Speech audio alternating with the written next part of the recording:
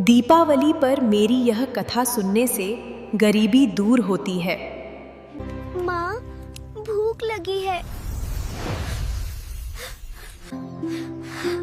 आज हम आपको माँ लक्ष्मी की एक पावन कथा सुनाने जा रहे हैं। कहा जाता है कि दीपावली के शुभ अवसर पर इस कथा को श्रद्धा और विश्वास के साथ सुनने से जीवन की दरिद्रता दूर होती है। जो भी व्यक्ति इस कथा को मन लगाकर सुनता है, उसके घर में सदैव सुख, समृद्धि और धन की वर्षा होती है।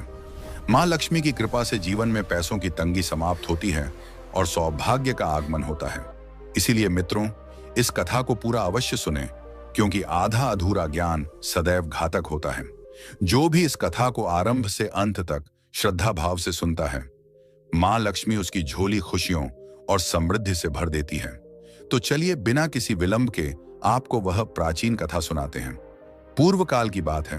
मध्य देश में एक अत्यंत शोभायमान नगरी थी। उस नगरी में एक सुकन्या नाम की स्त्री अपने पति और सास ससुर के साथ निवास करती थी। सुकन्या एक पतिव्रता और धर्मनिष्ठ नारी थी, जो सत्य और मर्यादा के मार्ग पर चलने में सदैव तत्पर रहती थी।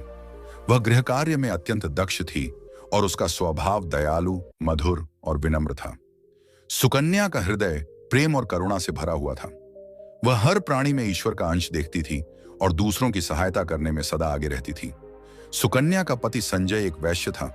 उसकी अनाज की दुकान थी, जहां वह बाजार में लोगों की आवश्यक वस्तुएं बेचा करता था। सुकन्या अपने पति से अत्यंत प्रेम करती थी। वह अपने पति को ही परमेश्वर मानती थी और उसकी सेवा में सदैव तत्पर रहती थी। नित्य सुबह वह पति से पहले जागती, अपने घर का आंगन स्वच्छ करती और रंगोली बनाकर उसे सुंदर बनाती थी। उसके बाद वह पूरे घर की सफाई कर स्नान करती, फिर तुलसी को जल चढ़ाती और देवी देवताओं की पूजा अर्चना करती थी। उसका दिन सदैव नियम, श्रद्धा और सेवा से भरा होता था। सुकन्या ने अपने जीवन में कभी किसी का अनादर नहीं किया। वह सभी से मधुर वाणी में बात करती और सभी के साथ आदर भाव से पेश आती थी। नगर के लोग जब भी सुकन्या को देखते तो कहते, यह तो साक्षात लक्ष्मी के समान गुणों वाली स्त्री है। वे उसकी विनम्रता और परिवार के प्रति उसके समर्पण की प्रशंसा करते थे। सुकन्या का स्वभाव इतना उदार था कि जो भी व्यक्ति उसके द्वार पर आता, वह बिना कुछ दिए कभी नहीं लौटता था। दान करना उसे अपनी सबसे बड़ी सेवा लगता था। चाहे कोई भूखा हो या जरूरतमंद, सुकन्या उसे भरपेट भोजन कराकर ही विदा करती थी। उसके द्वार पर आए याचक तृप्त होकर जाते और उसे आशीर्वाद देते। धीरे धीरे नगर के लोग कहने लगे कि सुकन्या के घर में स्वयं मां लक्ष्मी का निवास है, क्योंकि जिस घर में स्वच्छता, सेवा, दया और धर्म का पालन होता है, वहां लक्ष्मी का वास स्वाभाविक होता है।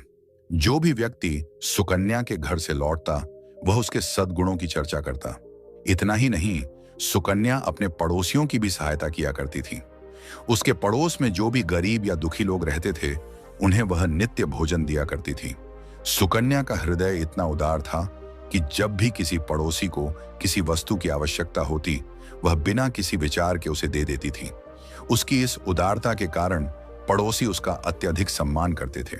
वे कहते, अहो, यह सुकन्या तो साक्षात देवी है। निश्चय ही मां अन्नपूर्णा ने सुकन्या के रूप में जन्म लिया है। लोग जब भी सुकन्या की प्रशंसा करते तो उसके विषय में केवल शुभ और सच्ची बातें ही कहते थे। किंतु इन सब प्रशंसाओं के बावजूद सुकन्या ने कभी घमंड नहीं किया। वह सभी से आदरपूर्वक और विनम्रता से बात करती थी। उसके भीतर विनम्रता और करुणा का समन्वय था। फिर एक दिन की बात है, सुकन्या की एक पड़ोसन उसके घर पर आई। सुकन्या ने तुरंत उठकर उसका स्वागत किया और बड़े प्रेम से बोली, हे बहन, हमारे घर में तुम्हारा स्वागत है। आज किस कारण से तुम्हारा मेरे घर पर आगमन हुआ है? यदि तुम्हें किसी वस्तु की आवश्यकता है तो निसंकोच मुझसे कहो, मैं अवश्य तुम्हारी सहायता करूंगी।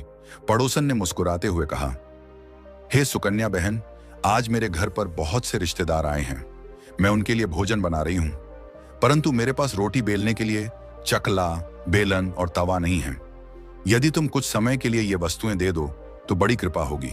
काम पूरा होते ही मैं इन्हें लौटा दूंगी। सुकन्या ने हंसते हुए कहा, हे बहन, इसमें क्या बड़ी बात है? मुझे अभी इन चीजों की आवश्यकता नहीं है। तुम निश्चिंत होकर इन्हें ले जा सकती हो। रुको, मैं अभी लाकर देती हूं। यह कहकर वह रसोई घर में गई और वहां से चकला, बेलन और तवा निकालकर उस पड़ोसन को दे दिया।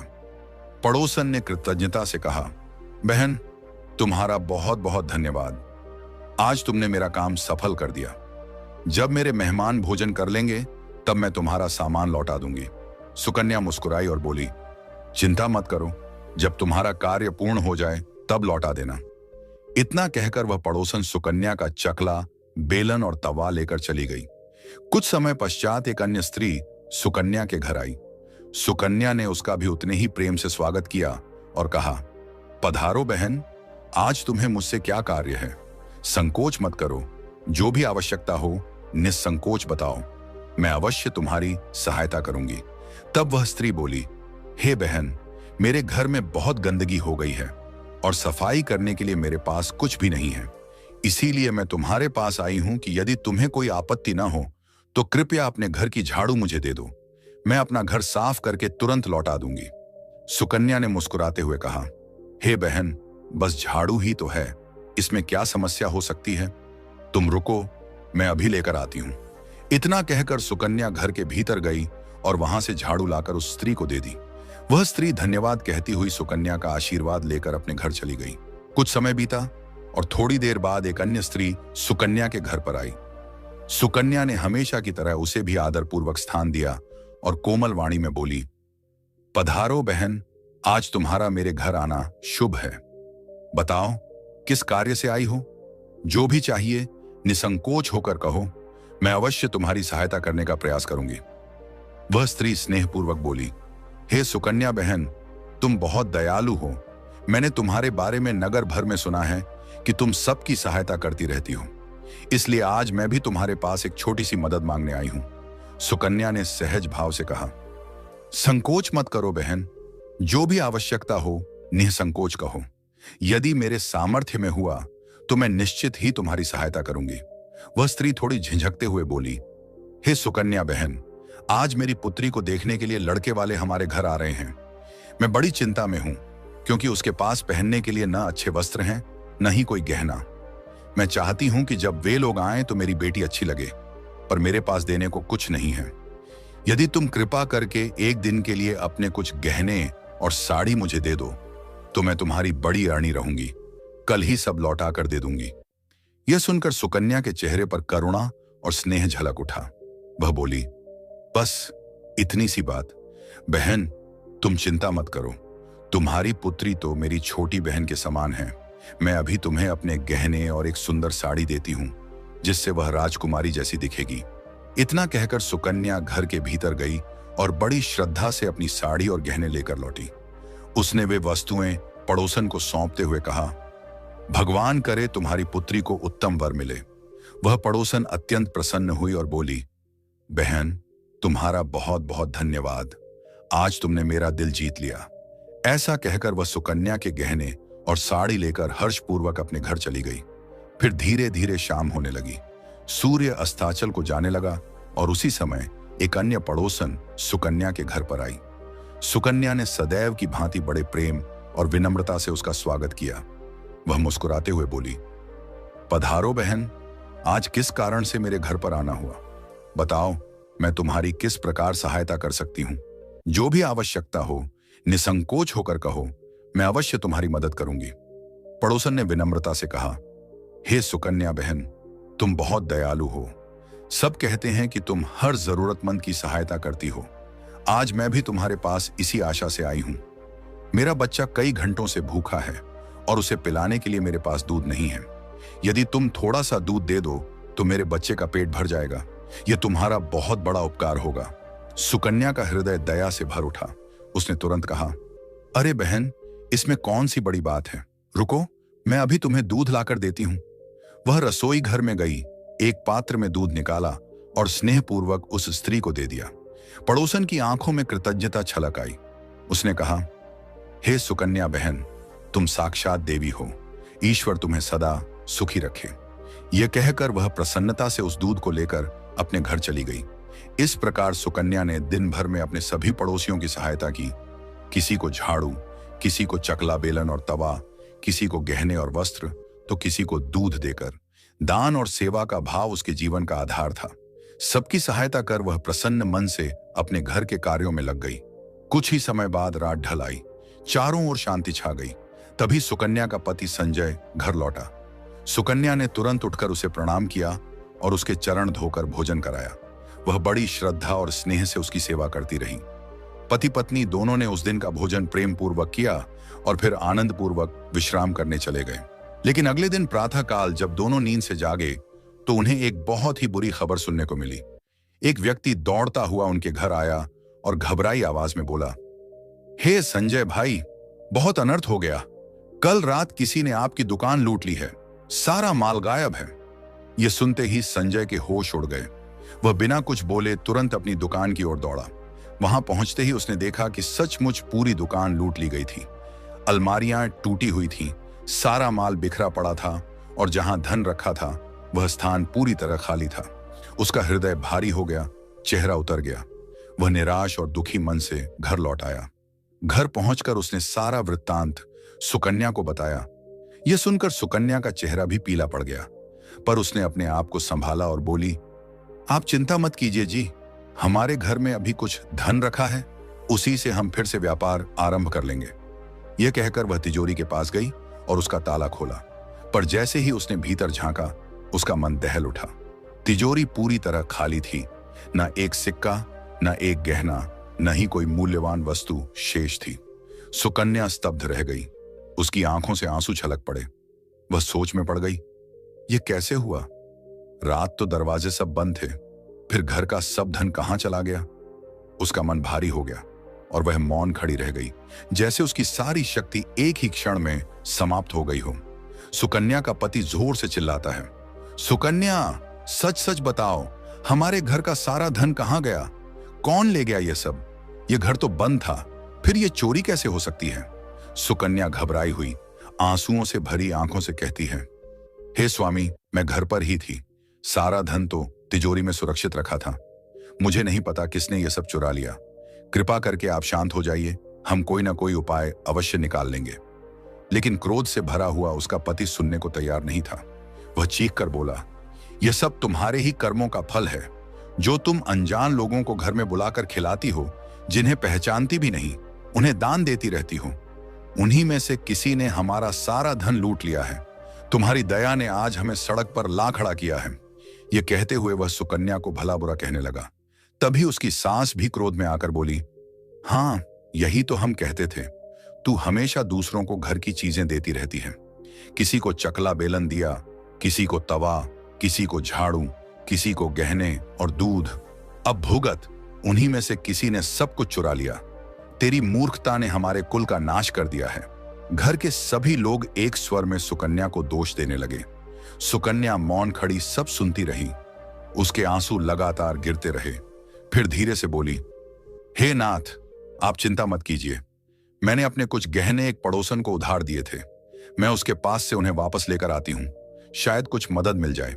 इतना कहकर सुकन्या थके कदमों से अपनी पड़ोसन के घर पहुंची। वहां पहुंचकर उसने दरवाजे पर कई बार दस्तक दी, पर भीतर से कोई उत्तर नहीं मिला। उसने चारों ओर देखा, घर सूना था, दरवाजे खुले थे। कुछ पड़ोसियों ने बताया कि वह स्त्री रात में ही कहीं चली गई, शायद गांव छोड़कर भाग गई। सुकन्या का दिल टूट गया। वह निराशा में डूबी हुई घर लौटी और अपने पति को सारी बात बता दी। यह सुनकर उसका पति आग बबूला हो उठा। वह क्रोध में कांपती आवाज में बोला, हे सुकन्या, तू कितनी मूर्ख है। तेरे ही कारण हमारा सारा धन वैभव नष्ट हो गया। तेरी इस बेहिसाब दान देने की आदत ने हमें भिखारी बना दिया। अब तू इस घर में एक क्षण भी नहीं रह सकती। अभी निकल जा यहां से। सुकन्या कांपते हुए स्वर में बोली, हे नाथ, मेरे सिवा आपका इस संसार में कौन है और मेरे लिए आप ही सब कुछ हैं। मैं कहां जाऊंगी? कृपया मुझे घर से मत निकालिए। मैं आपके बिना जीवित नहीं रह सकती। लेकिन उसके पति का हृदय क्रोध से पत्थर बन चुका था। उसने कठोर स्वर में कहा, मुझे तेरी कोई परवाह नहीं। तू कहीं भी जा, नदी में कूद जा या जंगल में भटक जा, पर अब इस घर में तेरे लिए कोई स्थान नहीं। तेरे कारण जो कुछ था सब बर्बाद हो गया। अगर तू यहां रही तो जो थोड़ा बहुत बचा है वह भी नष्ट हो जाएगा। यह कहते हुए उसने सुकन्या को घर से बाहर धकेल दिया। सुकन्या गिड़गिड़ाती रही, हाथ जोड़कर विनती करती रही, हे स्वामी, ऐसा अन्याय मत कीजिए। मैंने कोई अपराध नहीं किया है। लेकिन किसी ने उसकी नहीं सुनी।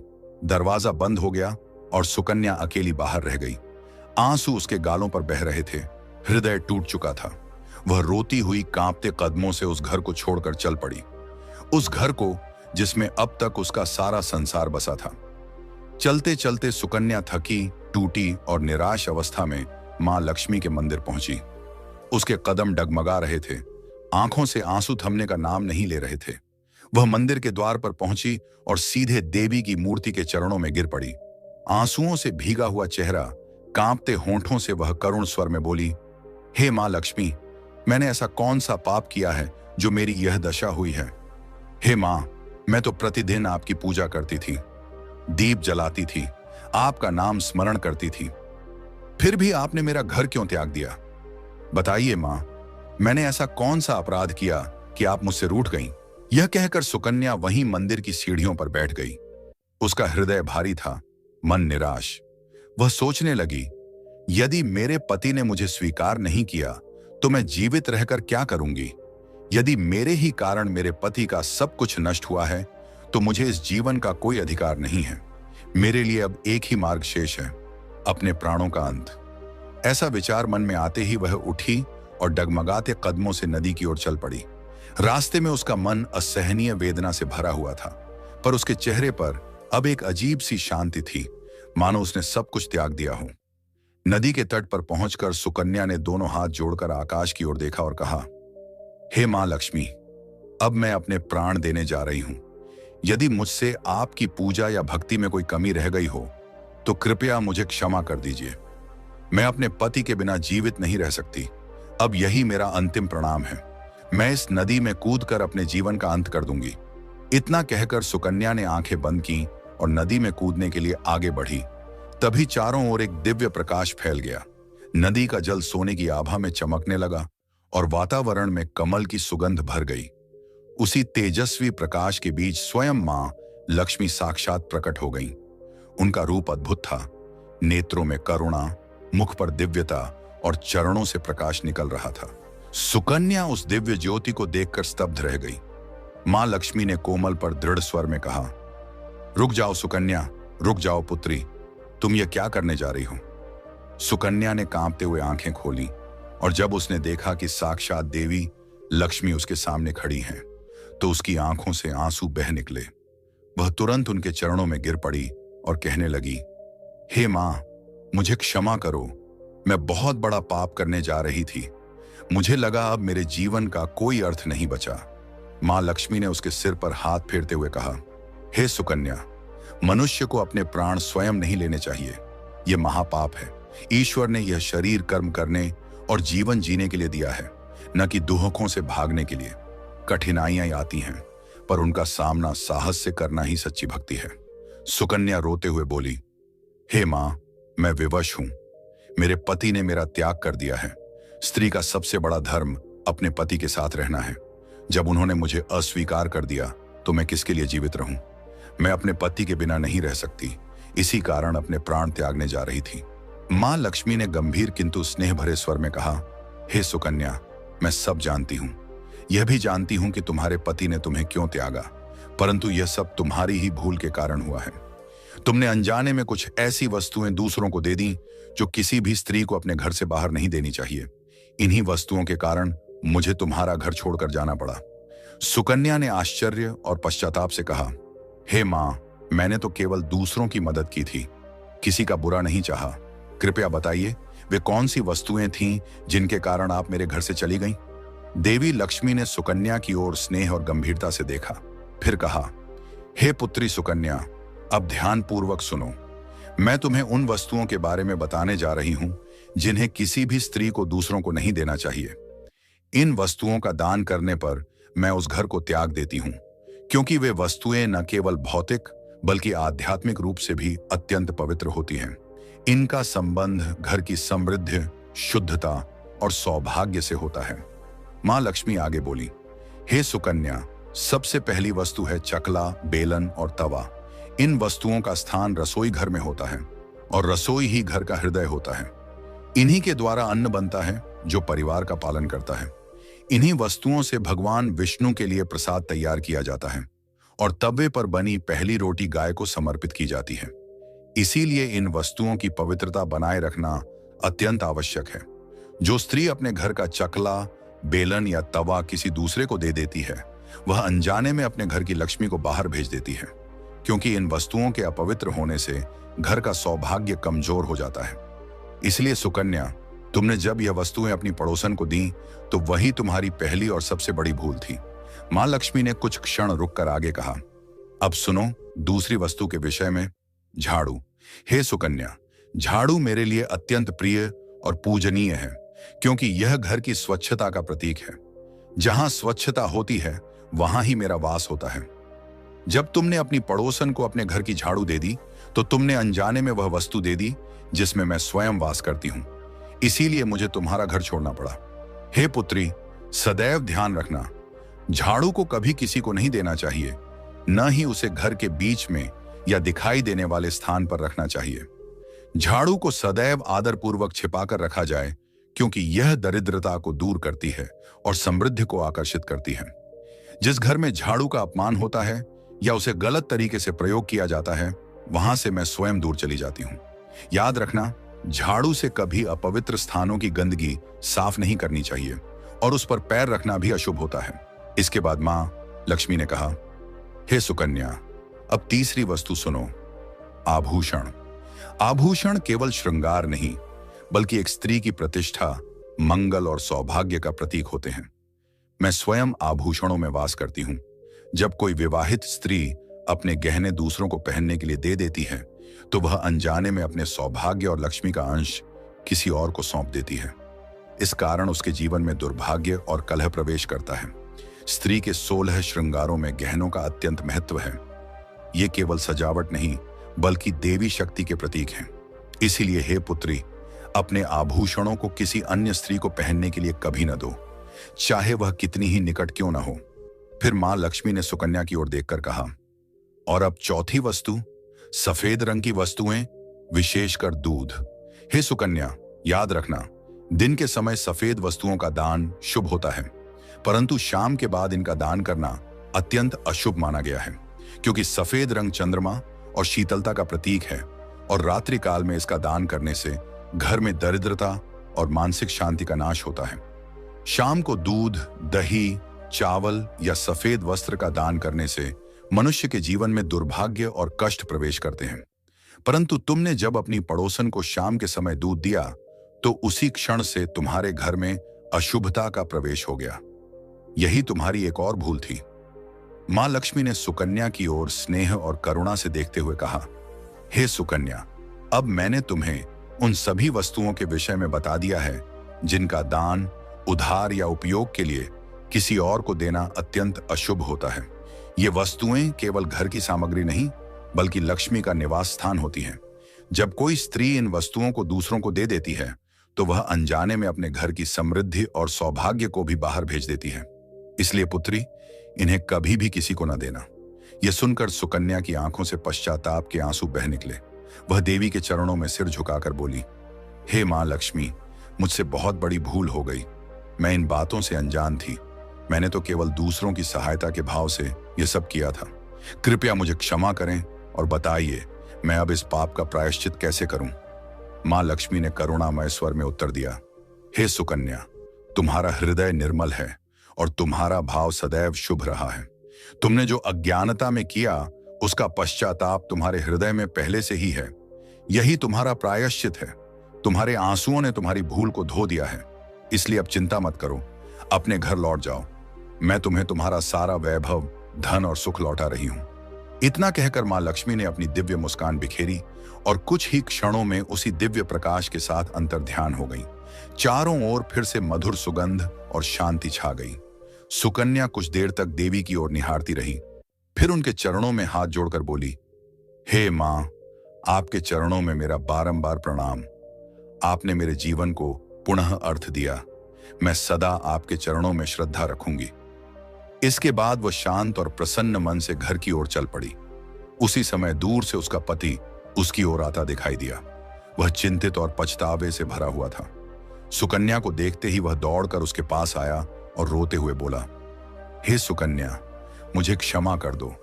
मैंने तुम्हें बहुत भला बुरा कहा, मैंने तुम्हारा अपमान किया, जबकि तुम तो साक्षात देवी के समान हो। माँ लक्ष्मी की कृपा से हमें अपना सारा धन और वैभव वापस मिल गया है। जिन लोगों ने हमारा धन लूटा था, उन्होंने स्वयं आकर सारा लौटाया और तुम्हारा नाम लेकर क्षमा मांगी।